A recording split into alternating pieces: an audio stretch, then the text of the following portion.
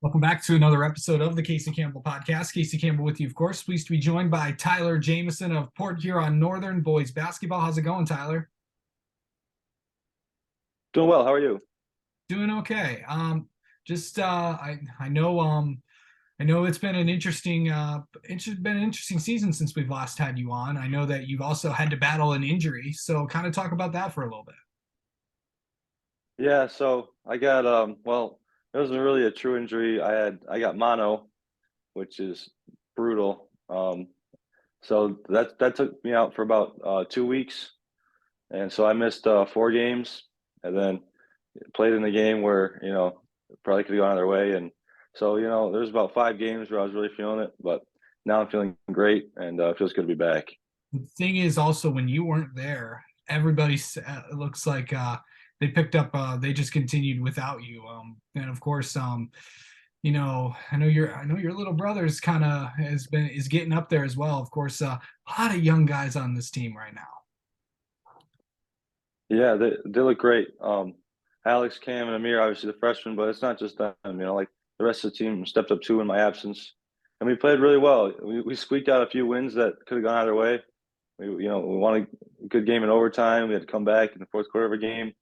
So I just really, it was really impressive to see the resiliency of the guys, especially playing without me because I haven't missed a game in my 3 previous years. So it's just weird. I didn't like it. I didn't like being on the bench. Yeah, that was and just yeah, it's like I mean, usually when you're sick, you usually in this day and age, like trying to go there. What was it just like not playing? It's not fun at all. It's very stressful. I found it's way worse being on the bench than it is on the court as far as like the stress level goes, and you're trying to do everything you can to help, but you just feel kind of helpless out there. So, but no, the players, the rest of the team, they made it easy. If we would have like lost by a million, it probably wouldn't have been as enjoyable. But it just had to get through it. It was something that you can't really avoid. You can't play through it. So yeah, I just tried to do everything I could to help everyone. Take me through these last few games. What's been really going right for you guys?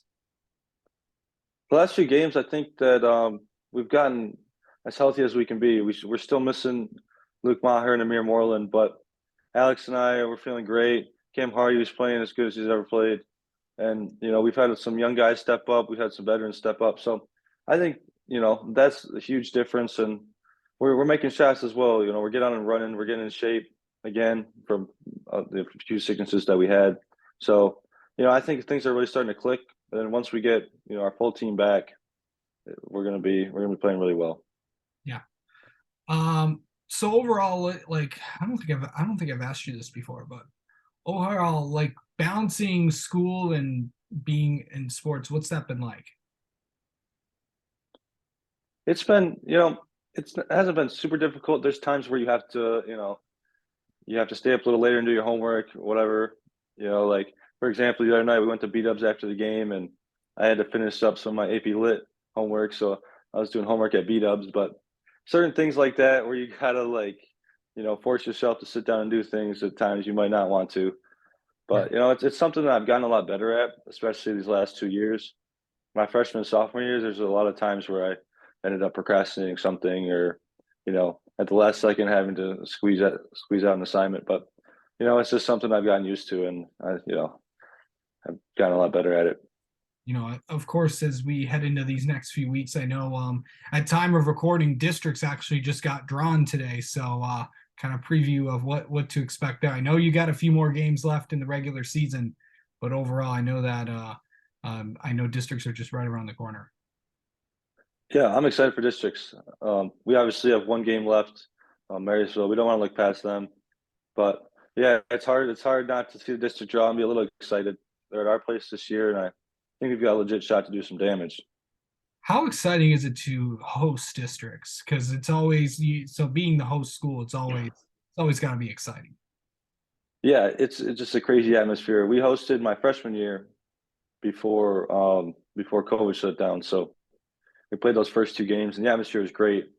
And playing districts at someone else's place, is the atmosphere is often in their favor. I mean, we have great fans that travel well, but we still wanted it at our place, and just kind of that sense of familiarity. You can kind of get out there, you can get your full routine in. So that's kind of, that's nice So to have. kind of take me through like a typical day, like a typical game day for you.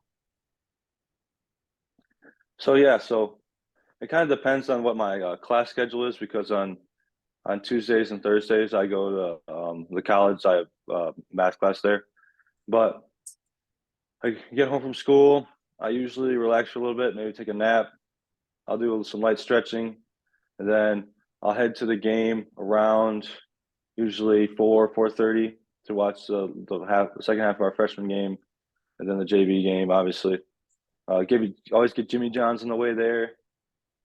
I know you know that tradition, number fives, and then once You I get, guys got me back into Jimmy John. So I'm telling you, man, they know our orders. It's been 4 years of doing this, the do same you sub like every really like time. the same exact one?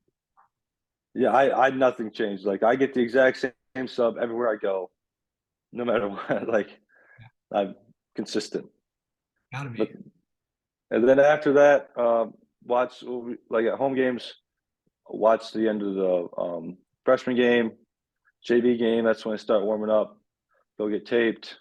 Um, you know, we usually shoot at halftime, and then the aux gym, if that's open, we'll shoot in the aux, and then we'll get our stretches in. I'd have a whole band routine that I do, and then yeah, then we're in the locker room meeting before the game, and it's go time. Yeah. How would someone describe you on the basketball court? Um, I don't know. Someone playing with me or against me. I guess it changed, but I think that I'm someone who plays extremely hard, doesn't take any plays off. You can't lose sight of me. I'm always playing hard, and I'm always trying to get the ball. You know, so I think that's kind of how it is. Rebounding wise, I'm always trying to get the rebounds. I'm always trying, set my teammates up as well. So yeah, I guess just hard work is how I would describe myself. Yeah.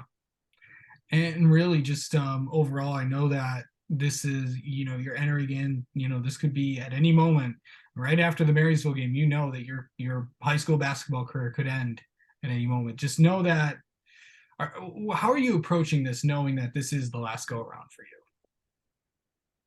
Yeah, it's a weird feeling because every year it's been well, we lose, and obviously it sucks to lose, and then work hard, come back next year, try to win the district next year. And this year, this is my last shot at high school, and I'm obviously moving on to play college, but it's uh, it's just a sense of like urgency. There's no more second or third chances for me. Like we got to go now, and I think we're ready. I think that mentality is helping us and fueling us, and practices are great. We're all getting back healthy and ready to go. So, yeah, I wouldn't say I'm like super nervous, but I know what's at stake in each game. Yeah, for sure. All right. Well, Tyler, thank you so much for coming on and spending a few minutes with us. Best of luck and best of luck against Marysville, and then best of luck in districts. Yeah, thank you for having me.